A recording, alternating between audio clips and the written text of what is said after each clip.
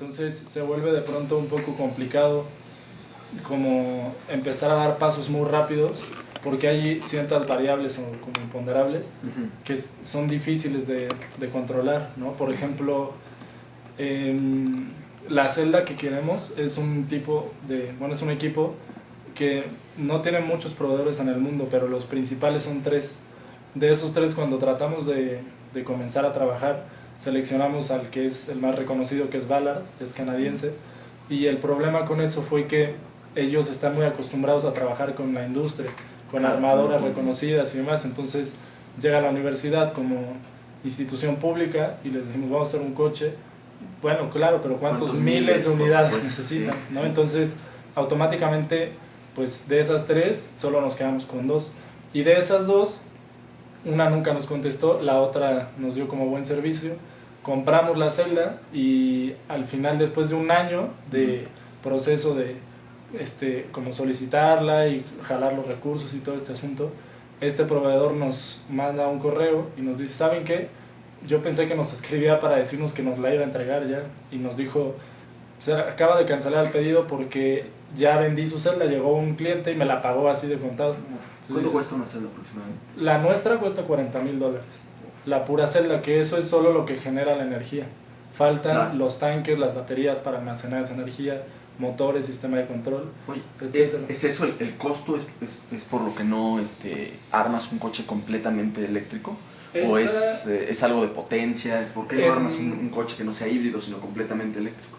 En realidad, una de las razones por las que no se hacen coches en México es, en primer lugar, la cantidad de variables. Es decir, además de todo de estos temas del sistema de potencia, el problema es, si nos empezamos a ir un poco más profundo, tenemos que conseguir, ya nos vayamos con cosas complicadas, sino asientos, sistema de frenos, dirección, transmisión, estructura, puertas, cristales, o sea, es interminable la lista de cosas. Entonces son proyectos que tienen tantas variables que se vuelve complicado. Por otro lado, la cantidad de inversión es muy grande, y el problema esencialmente, fíjate que no es el problema no es el dinero, el problema es, sobre todo, como enfocándome más a México, el problema es la actitud que tiene la gente. O sea, en general, la gente consume cosas que vienen de fuera, ¿no? No, como que no estamos en este proceso de consumir cosas nuestras. Lo que pasa un poco, por ejemplo, en Japón, tú compras una tele, es Panasonic, ¿no? Compras un coche, es Honda. Y así compras un celular y tienen Sony, tienen muchas marcas que no solo sacan al exterior, sino que ellos mismos están ofreciendo a su mercado. Y en México, al contrario, o sea, todo, te compras una laptop, te compras un celular, te compras unos tenis, todo viene de fuera. Entonces, el problema no es que la gente no quiera consumir. Llega el iPhone, que cuesta 7,000, 8,000 pesos, y hacen fila para comprarlo. O sea, no es cierto que la gente no consume. Como que el consumidor tiene su parte. La gente que desarrolla cosas, no estamos como enfocados en tratar de desarrollar a otro nivel, de decir, bueno, vamos a hacer cosas que necesitamos y a tratar de hacer propuestas innovadoras, con fuerza, con identidad, etc. La gente que tiene el poder económico para hacer esto, hablo de empresas, de empresas y demás, el problema es, nosotros nos hemos acercado a armadoras y te dicen, bueno, ¿cuándo está el coche listo, rodando? Pues sí, lo que necesito no es tu ayuda para que me digas si me quedó bien o no, lo que necesito es tu ayuda para llegar a ese punto. Entonces, cuando lo termines, vienes. Pues sí, cuando lo termine ya no te necesito. Entonces, el problema en realidad es, como que es una muy buena pregunta, porque lo que pasa con el diseño de transportes es que son muchos factores que se tienen que juntar. Entonces, ese ha sido uno de los problemas. Cuando inicié con el proyecto, yo en esa época tenía 25 años, entonces casi todos los estudiantes de diseño a esa edad lo que hacen es irse a estudiar a otros lugares del mundo y les va muy bien, ¿no? Pero mi planteamiento un poco era, bueno, yo siempre me he quejado de qué pasa en México, no sucede nada, porque los que tenemos la posibilidad de generar algo, lo primero que hacemos es como irnos a otro lugar y no más bien generar una brecha más grande que existe entre México y otros países. Entonces, lo importante es como ese cambio de actitud. Lo padre del proyecto es que sí ves que la gente va cambiando de mentalidad. O sea, al principio, cuando yo expuse el proyecto, me acuerdo muy bien de un evaluador que me dijo, oye, ¿qué te hace pensar que un niño de 25 años puede hacer algo que jamás en la historia ha hecho la universidad, ni cualquiera de sus investigadores? Y ahora él es muy buen amigo del proyecto y está como muy contento de saber que en realidad se han generado cambios y ahora sus preguntas van en torno a, oye, ¿cuánto va a caminar? ¿Y crees que podamos comprar uno todos? Y ves que su mente como que va cambiando, pero el problema es, como regresando a la pregunta que hacías, que por eso te digo que es muy buena, el problema no es dinero, ni el problema es que la gente no consuma, ni que no tengamos capacidad, porque tenemos diseñadores en los mejores puestos del mundo. Muchos años, muchos años, el jefe de diseño creativo, por ejemplo, de Volvo, de todo el mundo, era mexicano. Y la gente no lo sabe. El problema es que, obviamente, es como muy bueno que él llegue a esos niveles, pero el punto es, eso no repercute en México. Eso repercute en Suecia y hace que Volvo se vuelva una maravilla. Oye, y exactamente mis preguntas que siguen son precisamente al desempeño del automóvil. Cuando esté terminado, ¿cuál es la proyección de ahorro de combustible, la potencia, la cantidad de kilómetros que va a poder recorrer?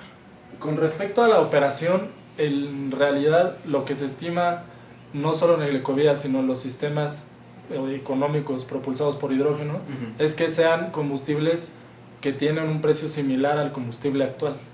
O sea, en la parte económica me refiero a que es negocio para las empresas que lo vendan, es redituable para la gente que lo consume, te da como autonomías similares a un vehículo como de combustión que usa gasolina. La diferencia es que al final de todo el proceso de movilidad tan solo tenemos vapor de agua y calor. Entonces estamos pagando el mismo, como tenemos el mismo costo, pero el impacto en el ambiente y el costo en cuestión ambiental y ecológica es cero, que esa es la ventaja. La manera en la que adquiere el hidrógeno el coche es por agua sí, esa es una de la calle, así puede ser. Así es. ¿Y eso no traería problemas ecológicos con el agua ya en la ciudad? ¿Cómo repercute eso en la gente, ¿no? Porque también tenemos un problema de agua, no nada más de gasolina. Sí. Pues esa es una buena pregunta, porque lo que plantea la teoría es, yo tengo agua, genero hidrógeno con esa agua, vuelvo a generar energía y al final del proceso tengo agua otra vez. Y entonces, teóricamente, en un escenario utópico, yo tengo agua, muevo algo y tengo agua al final para volver a mover algo. Entonces, aquí ese es el planteamiento así más positivo, ¿no? Y utópico. Pero en realidad el hidrógeno tiene muchas fuentes de obtención. La biomasa es una de ellas. Por ejemplo, aquí en la UNAM se generan diario 2 toneladas de residuo de hojarasca y pasto y ramas, toda la parte de poda. Y eso sin contar todos los residuos de las cafeterías y todos los residuos de comida orgánica que la gente deposita.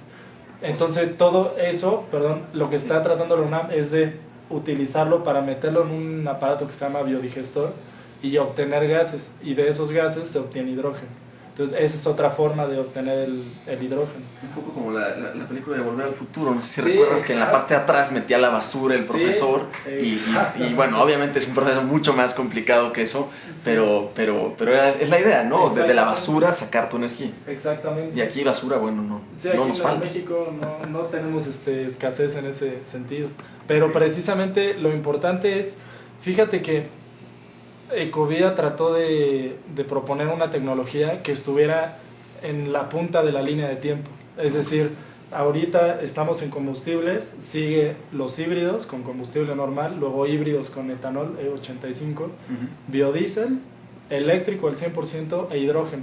Esa es como la línea de tiempo más común o más comercial. Pero ya estando en la punta, lo importante es como movernos hacia arriba o hacia abajo. Por poner un ejemplo, alguien que hace investigación aquí de energía nuclear decía, es que tú con una pila nuclear, ponía un ejemplo un poco utópico y un poco como en este sentido de ciencia ficción, pero decía, tú podrías nacer y cuando naces te dan tu pila con eso mueves cualquier coche durante toda tu vida y prendes tu laptop, prendes todos tus electrónicos y tu movilidad con una pila. Entonces el punto aquí es como que ya estando en la punta de esa cadena, lo que podemos hacer es decir, bueno, nos movemos hacia hidrógeno o nos movemos a nuclear o nos movemos a propulsados por aire, pero ya estamos pensando en cambiar el sistema, no en decir, tengo un auto de combustión y sigue en combustión con biodiesel, ¿no? O sea, ya es un sistema, o sea, usábamos máquinas con carbón y luego cambió todo el sistema y usamos petróleo, y ahora el punto es pensar en cambiar todo el sistema y usar otra cosa que no sea exactamente algo que se quema y que genera gases tóxicos para el ambiente. ¿Aproximadamente cuándo crees que va a estar listo el Esperamos que el coche esté para diciembre, para finales de este año. Obviamente esa es como la intención y todos estamos como trabajando muy duro para alcanzar esa meta. Sin embargo, es un proceso complicado, sobre todo en la parte tecnológica. Hay cosas que no podemos controlar y si todo va de acuerdo a los tiempos y a la planeación, esperamos que para diciembre esté armado. Excelente. ¿Puedes enseñar? Sí, claro.